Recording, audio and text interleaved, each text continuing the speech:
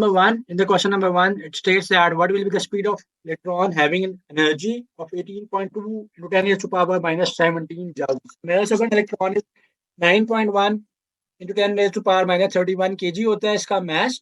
Energy आपको given है, आपने काइनेटिक एनर्जी को आप यूज करोगे, सो काइनेटिक एनर्जी हो जाएगी मेरे पास 1/2 mv². सिंपली हम इसको कैलकुलेट कर लेंगे. 18.2 10 की पावर माइनस 17 इज 1/2. मैथ की जगह पे आ जाएगा 9.1 10 की power minus 31 and v². So easy PG हो गया. आपने कैलकुलेशन करनी है, ये नहीं देखना कि जी ये तो हमारे पास पावर्स भी हैं और फिर क्रॉस मल्टीप्लिकेशन भी है, तो आंसर मैं कैसे कैलकुलेट करूंगा. थोड़ा सा आप अगर देखो तो 9.1 18.2 जो है वो 9.1 का डबल है, so this will remain as 2. जब कैंसिल होगा ये 2 जो नीचे डिवाइड हो रहा है वहां पे जाके मल्टीप्लाई हो जाएगा, दैट विल बी 4 into 10 की पावर. सो विदाउट कैलकुलेटर आप कैलकुलेशन कर लो कि माइनस 31 नीचे डिनोमिनेटर में जाएगा, फिर वापस ऊपर जाएगा, तो this will B minus 17 plus 31 which will B 10 की पावर 14 हो जाएगा आपके पास. v का स्केयर है, अंडर रूट ले लेंगे, दोनों का अंडर रूट होगा. 2 का ये 4 जो है this will become 2 and 10 raise to power 14 will become 10 raise to power 7. So velocity की वैल्यू आ जाएगी 2 into 10 की power 7. What is the unit of power? बहुत इजी क्वेश्चन है भाई. यूनिट ऑफ पावर पूछ रहा है आपसे. Unit of power is what है आपके पास. अच्छा, पावर की डायमेंशन भी पूछ ली जाती है. सो पावर की डायमेंशन, पावर क्या होता है? वर्क डन बाय टाइम होता है. सो पावर की डायमेंशन कैलकुलेट क्विकली कर लेते हैं. F into d/t आ जाएगा. तो फोर्स की dimension is mlt minus 2, that is mlt minus 2. d/t is velocity, lt minus 1 बन जाती है उसकी dimension.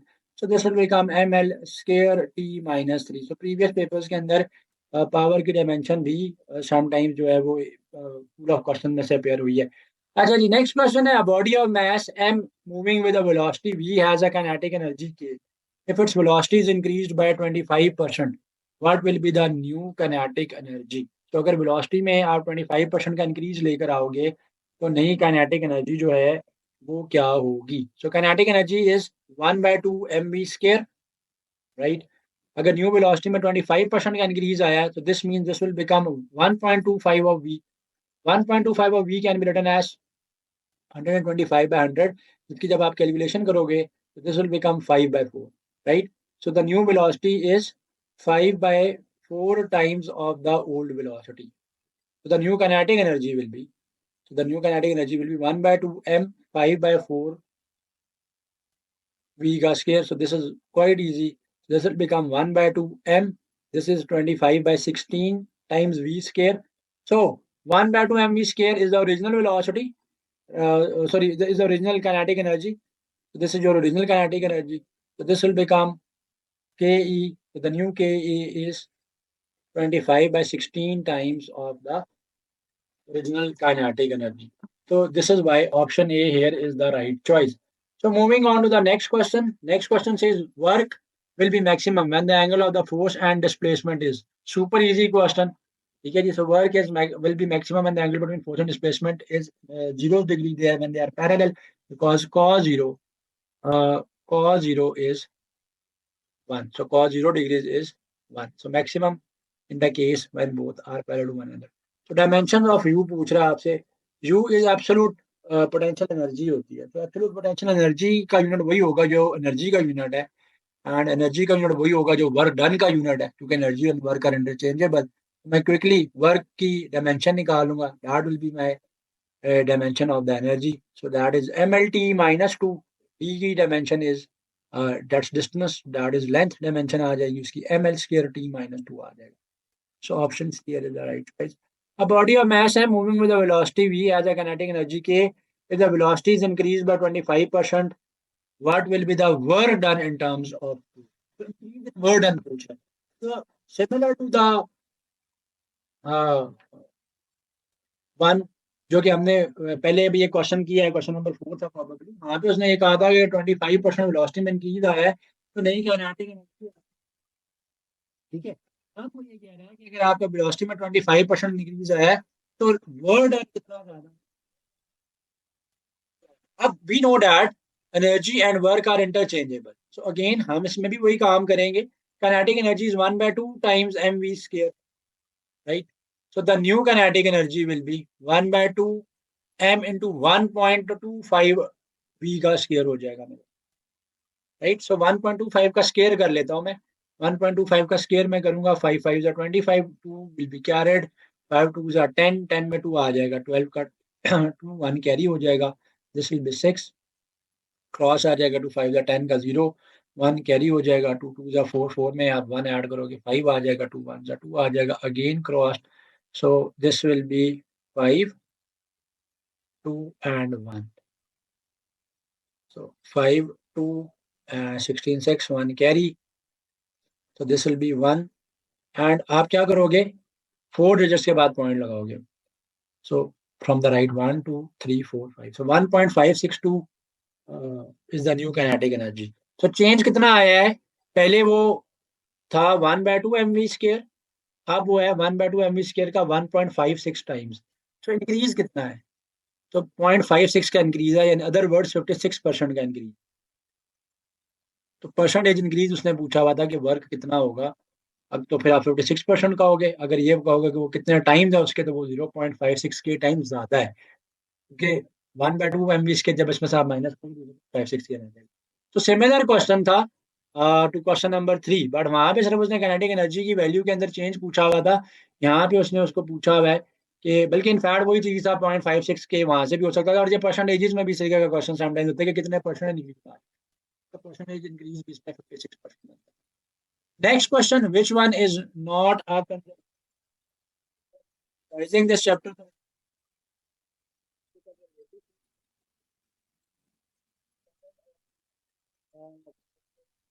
Work done is independent of the path followed. So such a field is known as a conservative field.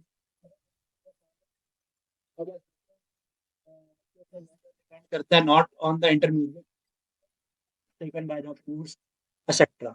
So electric force, yes, conservative field है, conservative force है, electric field भी conservative field है, और electric force जो है वो conservative force है, because वो पाथ फॉलोड के ऊपर डिपेंड करती है। Same goes for gravitational force, same goes for elastic spring force, because the path followed जो होगा उसका फोर्स के ऊपर डिपेंड करेगी, सिर्फ इनिशियल एंड फाइनल वैल्यूज के ऊपर डिपेंड नहीं करेगी, ठीक है? तो if the work of the system depends only on the initial and final states of a system and not on the part taken by the force, ठीक है? तो सच अ फील्ड क्या होगी, आपके पास कंजर्वेटिव फील्ड होगी, and such a force is conservative, independent of the path followed होगा, total work done या total force आपकी उतनी ही रहेगी। टेंशन एंड स्ट्रेंथ का जो प्रोसेस है, ठीक है, ये डिपेंड करता है on the path taken. Next question is, what is the power of a body of 1 Newton force if 1 Newton force is acted upon a body having a constant velocity of 10 meters per second? So unit इसका ठीक है, 10 metre per second की velocity है एक body की, ठीक है? हमने ये बताना है कि जो उसकी पावर है वो कितनी है। तो ये रिलेशनशिप मैंने आपको कराया था कि power is force into velocity, तो force is 1 newton, velocity is, velocity आपके पास 10 नहीं है, ये मैंने रिलेशनशिप पहले भी यूज किया हुआ है, और so 10 वॉट्स की जो पावर आ जाएगी, सो 10 what will be the power, ठीक है जी? देखिए ना, पावर क्या होता है, वो that is work by time होता है, so it can be open up as F D by T, so D by T is velocity, so it can be written as F into we.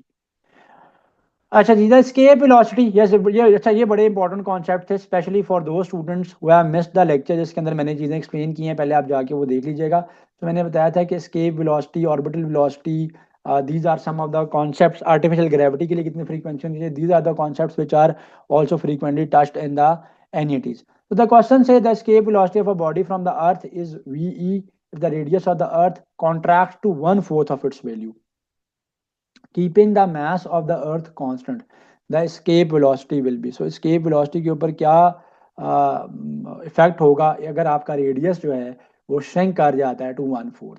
तो the escape velocity का relationship है that is dependent upon the gravitation constant, the mass of the earth and the radius of the अर्थ, बल्कि in fact ये radius नहीं होता इसमें, बल्कि radius of the earth plus कितनी हाइट के ऊपर एक बॉडी ऑर्बिट कर रही है वो भी इंक्लूड हो जाता है। सो एनीवेज यहाँ पे सिर्फ उसने अर्थ ऑफ अर्थ के रेडियस को डिस्कस किया और वो ये कह रहा है कि 1/4 पे वो कॉन्ट्रैक्ट कर गया। तो इट मीन्स दैट कि मैं वी डैश इसको ले लेता हूँ, G M by that will become R by 4। So this will become R by 4। सो 4 जो सबसे नीचे मल्टीप्लाई हो रहा है वो ऊपर सो डिवाइड हो रहा है, ऊपर जाके मल्टीप्लाई हो जाएगा। तो this will become 4 GM by R. So V dash will be √4 कर लो आप, √4 इज 2। तो ओरिजिनल रिलेशनशिप का ये डबल हो जाएगा। So this is why I have marked its answer as double. तो escape velocity, orbital velocity, frequency of the artificial gravity, ये अक्सर उन्होंने पूछा हुआ होता है। तो इस कॉन्सेप्ट को मिस नहीं करना। बहुत स्टूडेंट्स को मिस कर देते हैं कि जी यार ये देखने की कोई चीज़ नहीं है, कोई इतनी इंपॉर्टेंट नहीं है। यस, ए लेवल्स के एस्पेक्ट पे, एफएससी के पेपर्स के एस्पेक्ट में इतनी इंपॉर्टेंट नहीं होगी, बट एनईटीज के अंदर I have frequently seen asking them question related to this concept. अच्छा जी, question number 10 says a ball is release from a height h above a table. So there is a table and a ball is released from a height h, right ji?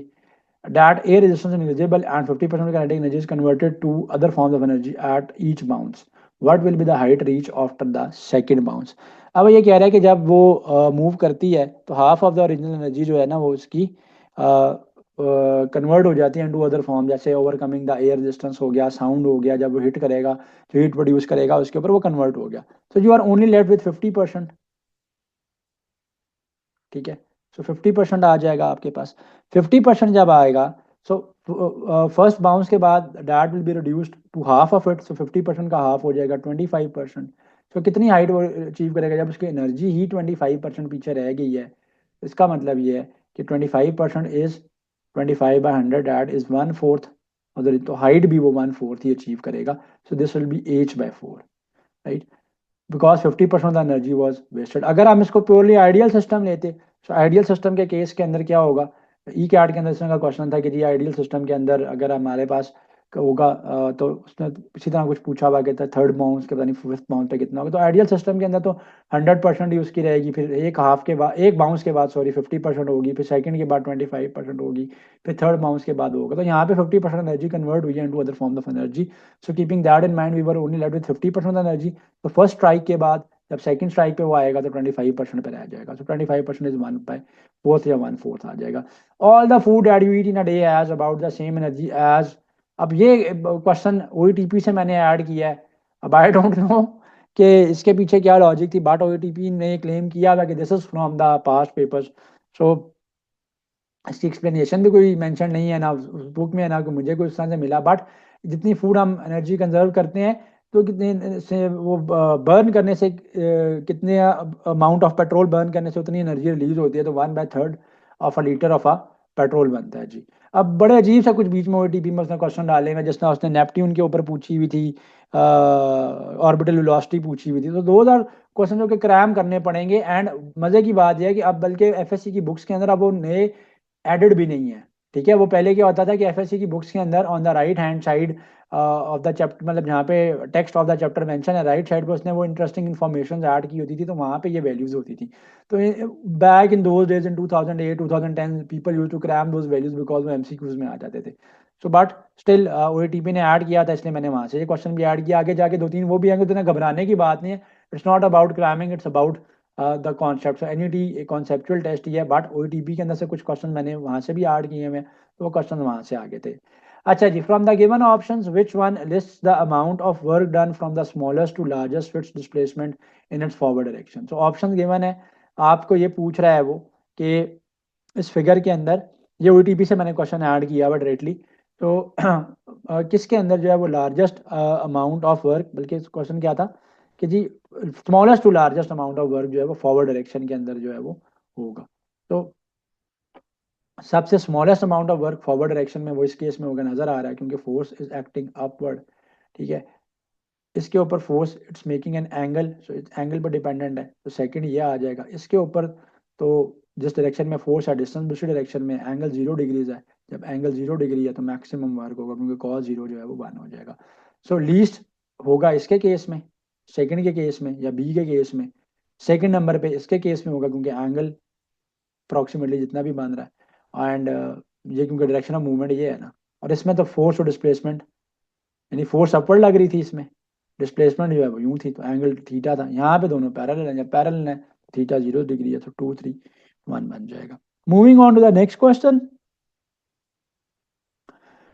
Two bodies X of mass 4 kg. अच्छा, there are two bodies, so X body का जो mass है that is 4 kg, Y body का जो mass है that is 6 kg, right? Have the same linear momentum. The kinetic energy of Y is 48 joules.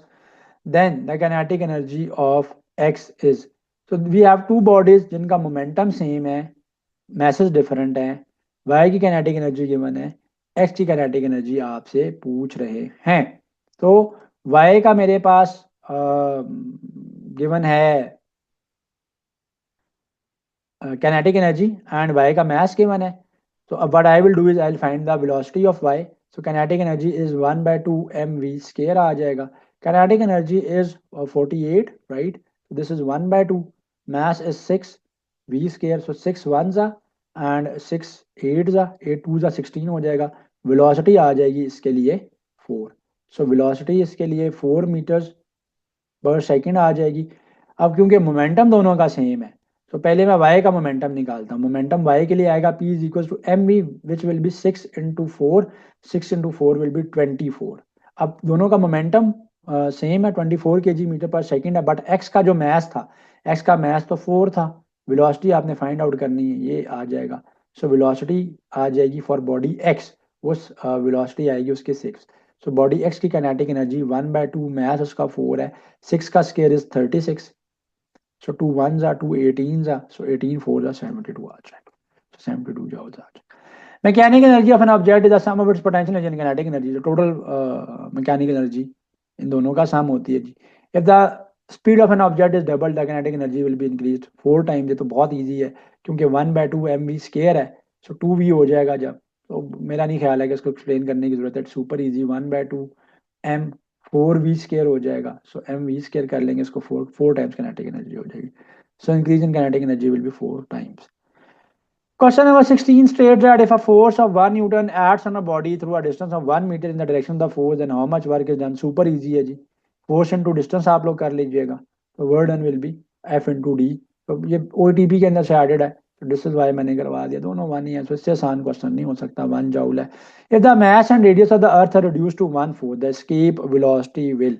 अच्छा जी, अब वो कह रहा है, मैंने बताया ना कि एस्केप वेलोसिटी, ऑर्बिटल वेलोसिटी हो गया, फ्रीक्वेंसी होगी आर्टिफिशियल ग्रेविटी के लिए. तो ये क्वेश्चन अक्सर पेपर के अंदर होते हैं. अब अभी मैंने ऊपर एक question related to escape velocity past paper में से किया हुआ है. ये क्वेश्चन जो है ओटीपी की बुक के अंदर से है. क्वेश्चन में वो आपको ये कह रहा है कि जी 1/4 ऑफ रिड्यूस हो गया मैस भी एंड रेडियस भी, both are reduce to 1/4. So what will be the effect on the escape velocity? So quickly I will be solving it up. v is equal to gm/r. so this will be g will remain constant. Mass reduce हो गया 1/4 हो गया, radius भी reduce हो गया 1/4 हो गया. सो सबसे नीचे वाला 4 जो नीचे डिवाइड हो रहा है ऊपर जाके मल्टीप्लाई हो जाएगा. So in the next step this will become gm/4 r into 4.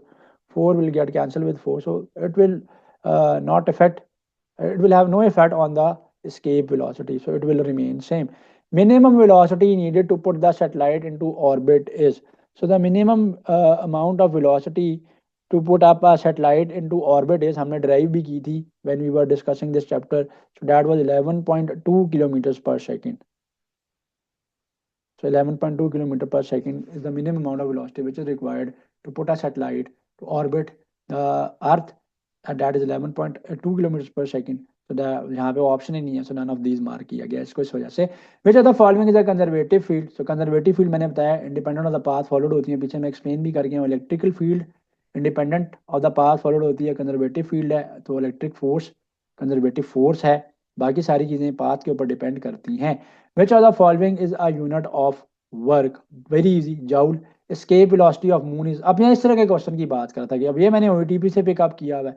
So in the older days there was FSC की एक बुक थी, मेरा ख्याल है जिस बुक से मैंने भी आपको ये चीज़ें रिवाइज करवाई हैं, पंजाब टेक्स्ट बुक बोर्ड की. So they have a table on the right hand जिसके अंदर ये मेंशन है, उसने वो लिया हुआ है. Value of solar constant on the surface of the earth is, again these are some of the question, इनको आपको क्रैम करना पड़ेगा. सो एनीवेज ओईटीपी की बुक में थे, मैंने इसलिए ऐड किया. मैं फिर बता रहा हूँ बार बार, इस वजह से कि परेशान होने की बात नहीं है कि ये आज के लेक्चर में बहुत ज़्यादा रोड लर्निंग बेस्ड चीज़ें ऐड कर दी हैं. Word done by retarding force. Retarding force वो होती है जो कि उसको डिक्रीज करती है, रिड्यूस करती है, तो नेगेटिव होता है. इसके ऊपर डिबेट ऑलरेडी हम कर चुके हैं। 1 joule is Newton into metre होता है, joule is the unit of work, so force into distance, so force is Newton, distance is meter, so Newton metre आ जाएगा। when we lift an object we do work against which of the following, friction, gravity, अच्छा okay, so there are two option कि जब आप एक object को lift करते हो तो आप किसके अगेंस्ट वर्क करते हो, क्या आप सिर्फ वर्क अगेंस्ट फ्रिक्शन करते हो, क्या आप वर्क अगेंस्ट ग्रेविटी करते हो, ठीक है। So again only you are doing work against gravity, gravitational gravity उसको नीचे की तरफ पुट कर रही है, अपनी तरफ खींच रही है, so two only will be the option है, फ्रिक्शन का उससे कोई रिलेशनशिप नहीं है। एन ऑब्जेक्ट, क्योंकि आपने लिफ्ट की है ना, बॉडी आपने ऊपर की तरफ उठाई है, अगर आप उसको ड्रैग करते यस तब था when we lift an object, तो क्वेश्चन मैंने लिफ्ट एन ऑब्जेक्ट है, तो ठीक है, इस बात को स्टेटमेंट को थोड़ा सा आपने गौर से देखना है। It's talking about lifting an object from the surface. Okay जी, question 27, an object of mass 2 kg has a velocity of 6 meters per second, after 8 seconds the velocity increases to 10 meter per second, calculate the power of the object. तो easy है, थोड़ा सा tricky लग रहा है but इतना कोई tricky नहीं है, तो मैं क्विकली इसको सॉल्व कर लेता हूँ। इस तरह के क्वेश्चन लास्ट लेक्चर में भी थे दैट वो थोड़ी सी डिफरेंट चीज़ों से रिलेट कर देते थे। मैथ इज 2 kg, राइट जी, time here is 8 seconds, initial velocity is 6 meters per second, final velocity is increase up to 10 meters per second। So we need to find out the power, ठीक है जी। अब power निकालने के लिए we need to have the amount of work. तो work की calculation के लिए आप क्या करोगे कि क्योंकि वर्क आ जाएगा, फिर वर्क को आप टाइम से डिवाइड कर लोगे, आप एनर्जी निकालोगे, एनर्जी को आप टाइम से डिवाइड कर लोगे, तो यू विल गेट पावर। तो मैं यहाँ पे क्या करता हूँ, काइनेटिक एनर्जी का देख लेता हूँ कि कितनी है। सो चेंज इन वेलोसिटी कितनी है मेरे पास, 4 मीटर पर सेकंड बन रही है, मैथ 2 है, चेंज इन वेलोसिटी 4 है, डैट इज 4 का स्केयर आ जाएगा, तो दिस विल बी 2 2 के साथ कैंसिल हो जाएगा, काइनेटिक एनर्जी आ जाएगी 16 जूल्स। तो 16 जूल की काइनेटिक एनर्जी है, energy and work are interchangeable, so power is work by time या एनर्जी बाय टाइम, जो भी आप उसको रिप्रेजेंट करोगे। 16 एंड टाइम कितना था, टाइम वाज 8 सेकेंड्स, तो 2 वॉट्स आ रहा। मैथ 2 है, वेलोसिटी का डिफरेंस 6 मीटर पर सेकंड, बाद में वेलोसिटी बन गई आपकी 10, सो इस दौरान आपका काइनेटिक एनर्जी का चेंज बना है 16 जाउल्स का। तो इस सारे प्रोसेस में हम्म